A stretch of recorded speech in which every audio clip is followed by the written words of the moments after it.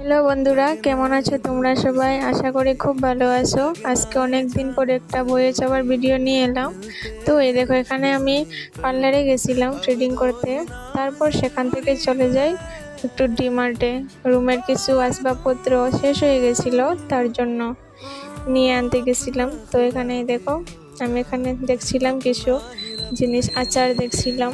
এখানে তোমরা সব ধরনের আচার পেয়ে যাবে। ম্যাঙ্গো পিকেল আছে, টমেটো কেচাপ আছে, আর জলপাইয়ের আচারও আছে।